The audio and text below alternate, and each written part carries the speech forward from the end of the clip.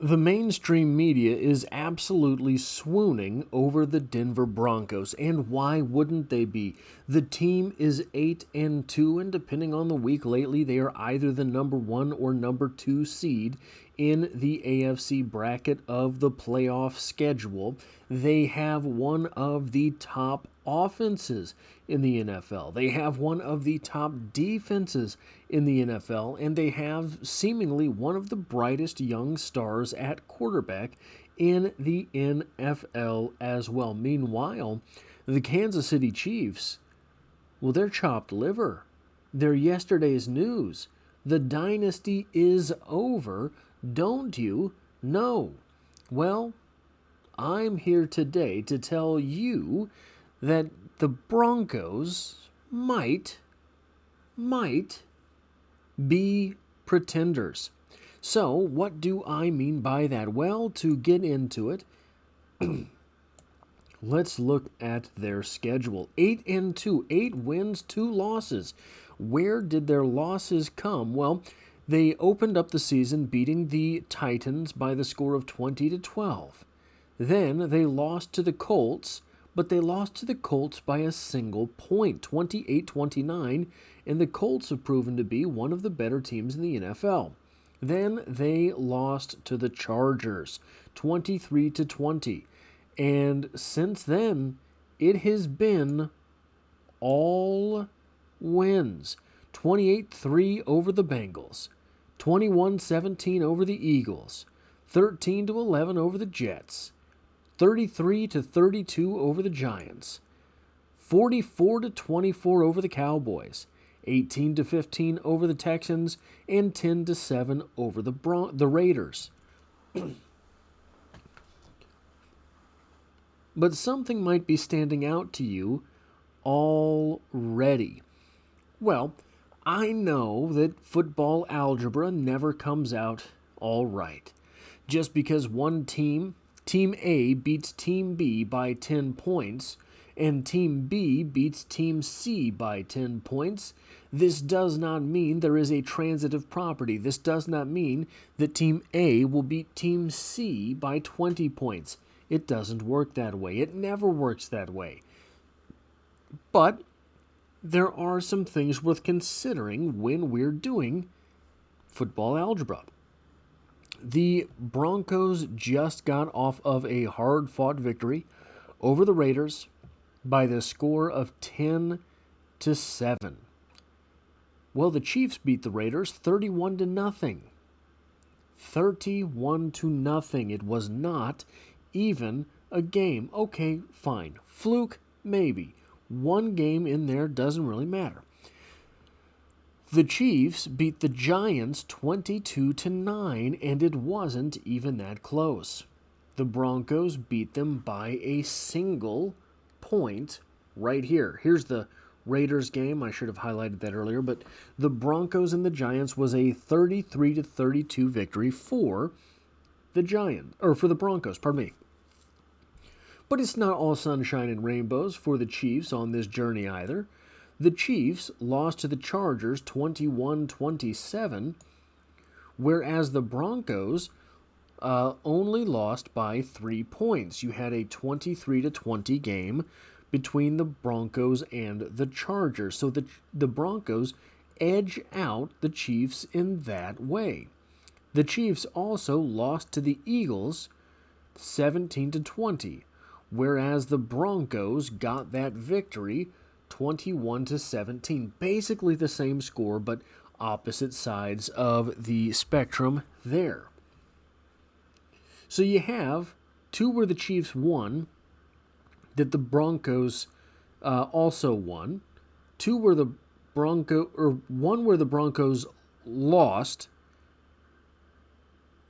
that the Chiefs also lost, and one where the Broncos won that the Chiefs lost.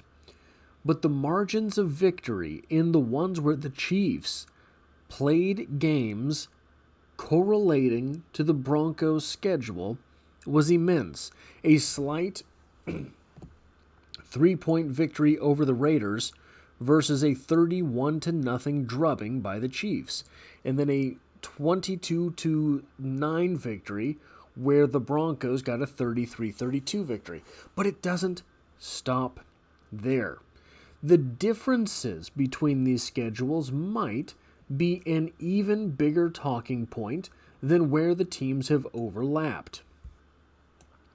The Chiefs have not played the Texans with Davis Mills at quarterback, a game where the Texans somehow held onto the ball for 34 minutes, 36 seconds, despite running for only 77 total yards.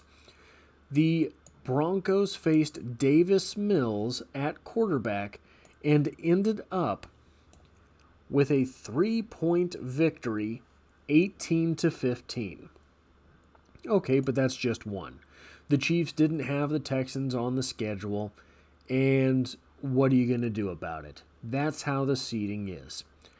Well, the Chiefs also have not played the Jets with Justin Fields at quarterback, going 9 of 17 for 45 yards. A game where Josh Reynolds led the Jets in receiving with 25 yards. 25 yards receiving for the leading receiver, and the Broncos managed to pull off a 13-11 victory. Not particularly convincing.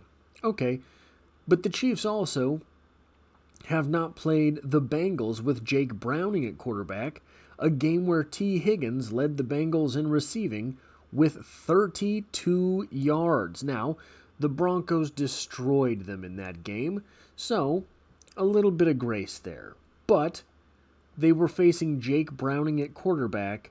They should win that game pretty handily. And lastly, the Chiefs have not played the Titans with Cam Ward at quarterback, a game where Tony Pollard led the Titans in receiving with 29 yards. And the Broncos ended up getting an 8-point victory over a team whose leading receiver did not even have 4 score yards, right? So you were looking at a Broncos team that has a lot of wins, has racked up a lot of wins, but they're not exactly playing a murderer's row of NFL talent, particularly not a murderer's row of NFL talent at the quarterback position. Now, the one thing that really does kind of scare me is, okay, so the Broncos beat the Eagles. The Eagles beat the Chiefs. Well, that's okay. You know, like I said, that transitive property does not live in the sport of football. But when you go into the particulars of that game, the Broncos sacked Jalen Hurts 6 times in that game.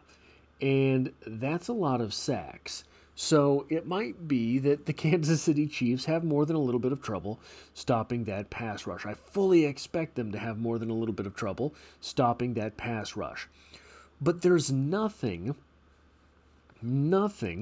on this Broncos schedule that really says the Chiefs don't have a chance against the Broncos.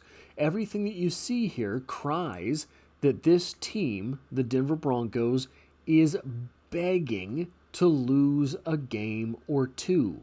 Another game here, another game there.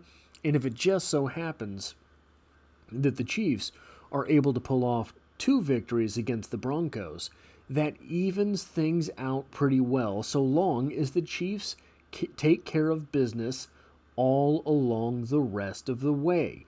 The Broncos are 8-2. The Chiefs are 5-4. You can even those numbers out really quick by handing the Broncos a couple of losses both times that you play them. You have to take care of business otherwise, but that is not quite out of hand just yet. That is all I have for this video. If you like or appreciate what it is that I do here, hitting the like button really does help me out, as it tells YouTube to share this video with other Kansas City Chiefs fans. And if you find yourself here by chance but not design, the Chiefs are the only thing I talk about on this channel, dropping multiple videos every single week. And as always, I hope to have you back for the next one.